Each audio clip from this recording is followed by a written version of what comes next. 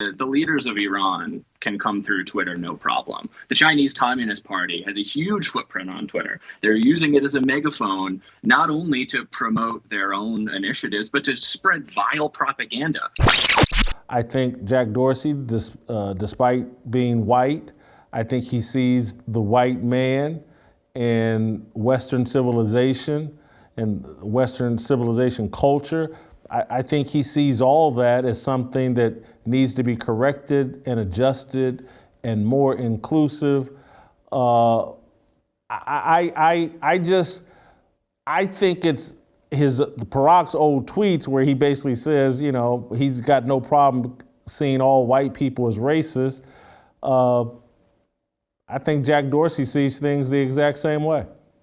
I think you're probably right. You know, I think there's been a lot made about how Dorsey decided to ban Donald Trump from his use of Twitter, but I think the focus on that, while it's important, it overlooks the types of people who he is entirely comfortable spewing hatred on his platform, right? The leaders of Iran can come through Twitter no problem. The Chinese Communist Party has a huge footprint on Twitter. They're using it as a megaphone, not only to promote their own initiatives, but to spread vile propaganda about the United States and other countries. We saw this around the origins of COVID. We've seen it up to the modern day. I mean, just the other day, a spokesperson for the Chinese Communist Party was attacking, I think it was Bolivia or it might have been an Eastern European country, for the mistreatment of racial and religious minorities there, right? And at no point is that mirror ever going to be held up to people in China and in other countries who are hostile, not just to the United States, but to our values.